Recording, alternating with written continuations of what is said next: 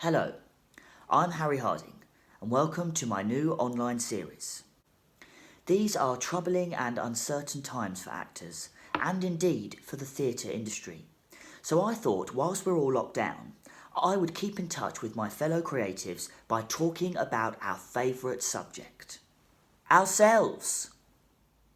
In this series, I'll be interviewing fellow actors and creatives on everything from their favourite roles to dream castings to funny backstage mishaps and more. But before we proceed, please don't swear and please don't say Macbeth. Oh, hang on a minute.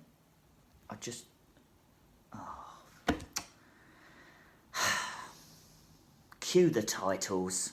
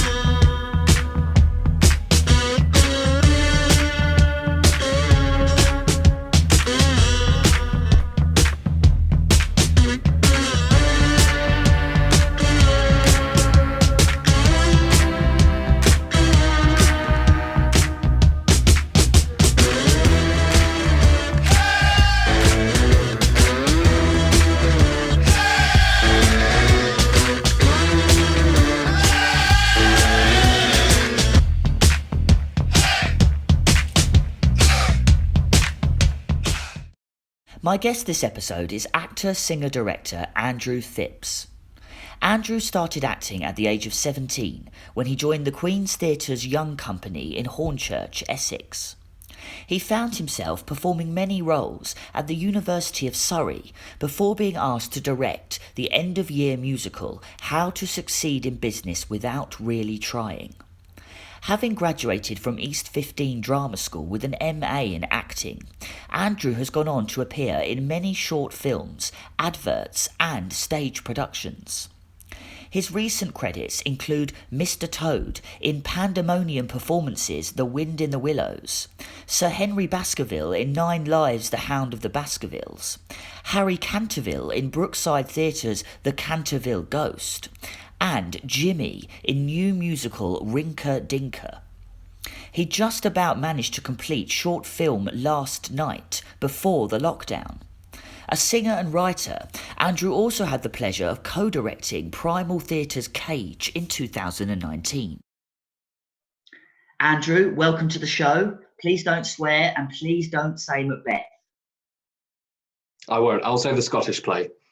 Excellent, very good. So, Andy, how are you? How are you doing in lockdown? Have you been keeping yourself busy with theatrical projects? Like most people, I've been trying to do a little bit of both. I've been exercising, I've been indulging myself in my passion of cooking as well, being creative in different areas. But the last couple of weeks, it's ramped up a little bit. I'm recording an audio book with 9 Lives Theatre of The Hound of the Baskervilles, which we performed last year, and we thought, great, we know the script, let's get it together, we know the characters, let's have some fun and let's create something, which has been brilliant. Are you reprising your role? Oh yeah, we're not swapping roles. I'm still Sir Henry Baskerville. So is that in the process of being developed now, this audio book? Absolutely, yes. Just this evening we have a technical meeting. As you will know, it's important to be able to get everything working right, mics and headphones and everything. So yeah, we're recording soon. Brilliant. Well, I thoroughly look forward to that. You began acting when you were just a teenager, joining the Queen's Theatre in Essex. Was that when you knew that you wanted to be an actor? When I was growing up, my parents were very sort of proactive in taking me to lots of different things, museums and everything, and theatre was a big part of that. And like most people, I think, the pantomime is kind of imprinted in your mind. And I think for a long while I kind of wanted to, and I put it off. I think, it's not a real career, or I'm not going to be able to do that. I can do something better, or this and that. And then it kind of got to the moment of being a teenager and having those moody teenage angst moments and just being like, well, no, actually, I'm going to go to the theatre. I'm going to try this, and I sort of turned up to the lesson and apparently I was all right at it. So it was one of those moments. And that's when you knew that was your calling in life. I think so, yeah. It took me a few more years to get to the stage where I kind of wanted to be in terms of building a career. But yeah, I knew in the back of my mind that when I was writing my English literature essays at university that I wanted to be with the Music and Drama Society doing a play, And that brings me nicely on to my second question. So you trained at both the University of Surrey and East 15 Drama School. Do you have a standout memory from your training? Well, generally, the university, it wasn't so much training as kind of just getting out there and having fun. And I guess back then I would have looked at it as gaining experience. Mm-hmm. My first play at university was Taming of the Shrew, and I played Christopher Sly at the beginning, the drunk, and the ability to grow a beard always helps when you're 19 and stumbling around on stage. And then I also played Vincentio in that as well, the father, but that was a smaller part. And you kind of build up that reputation amongst people.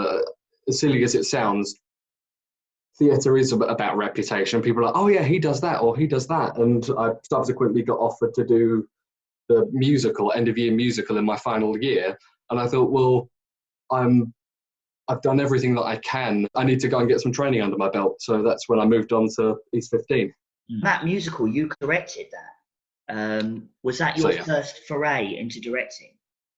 Yeah, and looking back now, I thought, what on earth was I thinking? Because it was massive hall, massive stage productions. We had all this tech, all of this, now I'm black box space, I'm happy. As long as they can hear you in the fifth row, we're good. Mm. But back then it was like, what was I thinking? The choreography, the singing, the music, and but it was a baptism of fire. Yeah, I think we all have a production like that in our past. It always seems to start big and gets progressively smaller, doesn't it? Expectations get more realistic. Yes, and patience.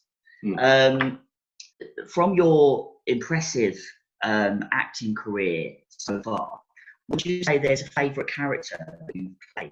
There were sort of two for different reasons. I won't sort of spend too long on them, but one of them was a character called Brick in a play called Ratchet.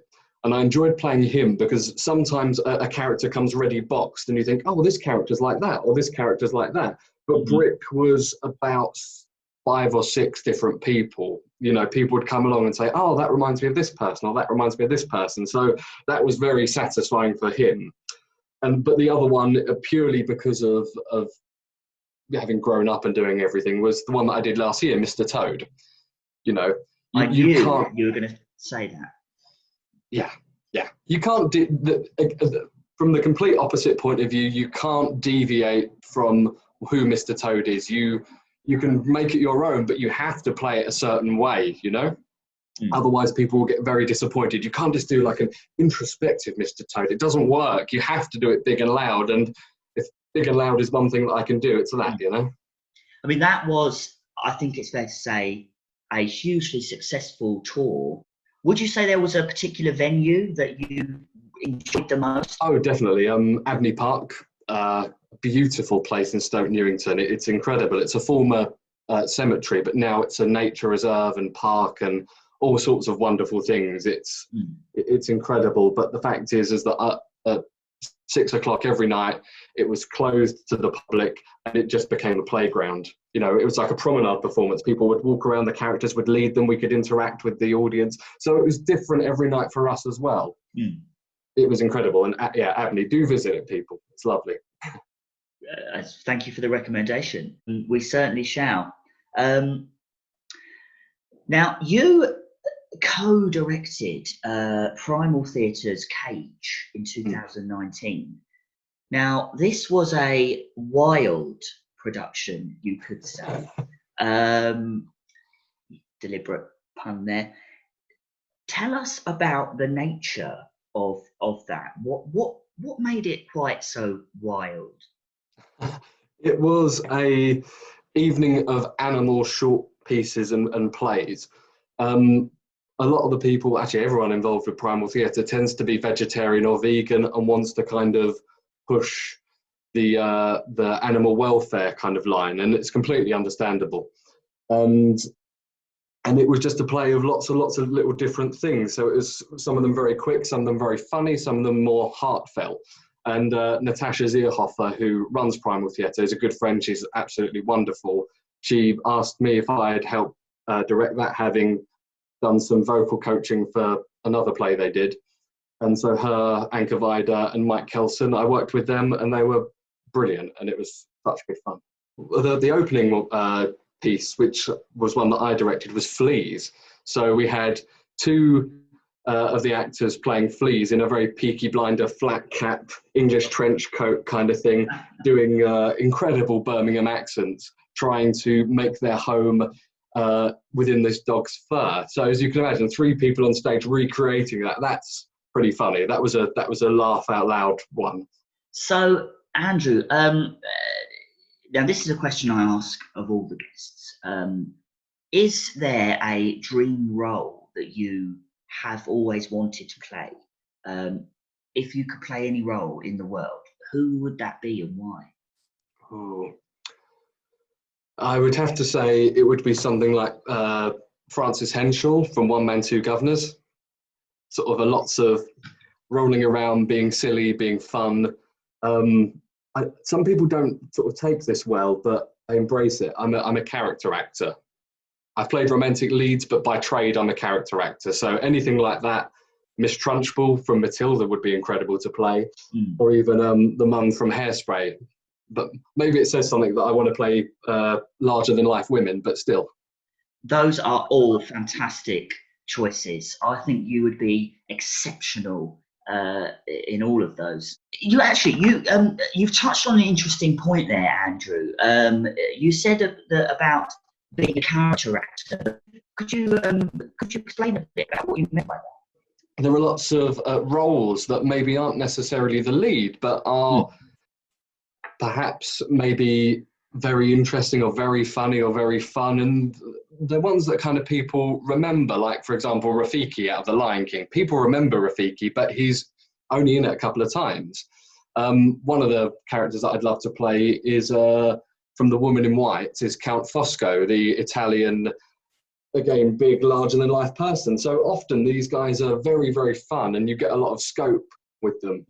And if I can say so, I think once upon a time, there was kind of that frowning upon, as you said, about being typecast. I don't want to be typecast. I want to play lots of different things. And of course, you do want to play lots of different things, and you want to stretch yourself and challenge yourself. But also, to have that typecast, it's your fallback thing of what you can do all the time. Yeah. You know, it's that kind of thing. So I think it's good to have that under your belt. It's like having a trade in other areas. If you're an electrician, you're a plumber or a hairdresser, which I desperately need, you can always go back to it. So yeah, and I think that's what maybe a character actor is. It's interesting that you mentioned that. I mean, I would describe myself as a character actor too. If you think about certain characters, when you think of something like Phantom of the Opera, the Phantom is kind of the anti-villain. He's kind of the bad guy, but he's obviously a very certain character that can be played in many different ways. And then you've got the romantic lead of Raoul, who has to be played as what's on the paper. Yeah. And romantic leads are fine, and you get more lines and they can be fun. And I'm very grateful for any romantic lead roles that I've had. But generally, they're kind of a little bit more two-dimensional. But maybe I'm talking myself out of roles here. No, please. I do anything. Any directors listening, disregard that last comment. We'll cut that out. We'll cut that out. We'll edit it. Well, I tell you what, if you were the romantic lead in a film, I would be honoured to play your love interest. Oh, wow. That's something we need to do. Okay, that's after this, we'll talk about that. We'll just draw up contracts. I'll add it to the list. So finally, Andrew, so are there any projects that you're currently working on? You mentioned, of course, the radio play, Pound of Basket Dogs. Are there any projects that perhaps you were working on and then had to go on hold, but you're hoping to revive in the future, whatever that may be? I finished filming a short film called Last Night, literally a couple of days before the lockdown was in force. So we did that, we finished it, and looking forward to seeing that. But generally, at the moment, it's about being creative, as we know, but in different ways. Like at the moment, on Tuesdays, I host a kind of a live stream thing with a singer, Ingi. She's great. She's from Bali in Indonesia. And then we've got Wiria, who is a dancer. So it's kind of a bit of a, we haven't really called it anything, but it's like an actor, a singer, and a dancer walk into a room. And we're just chatting about the state of how we've had to adapt and do all those different things in this time, and how our training is and how we've progressed. And the other thing is, it's as simple as it sounds. I have friends who run language schools in different countries, and for some reason they like my voice, and I think just having the British accent for their students, have asked me to do voiceover work for them. So I've been sort of sitting, recording and sending them that, which has been great. Just little things like, how do you get to work? And all these things, putting on the voice and doing that, which has been a lot of fun as well. So it's about creating your own work. And I think actually, as much as people are apart from each other, is finding ways to collaborate, because everyone wants to do something because we have the time. Exactly.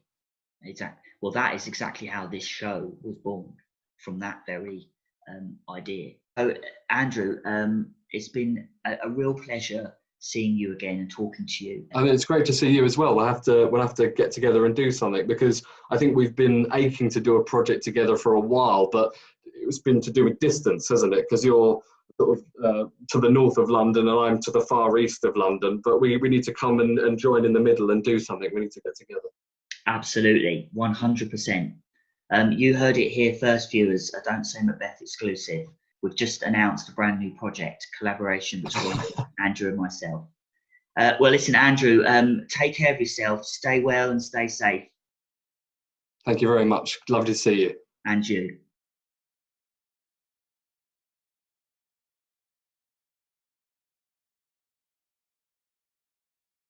If you would like to appear in Series 2 of Don't Say Macbeth, then you can send me a private message on Facebook or Instagram. Or if you're lucky enough to have my telephone number, you can send me a WhatsApp message.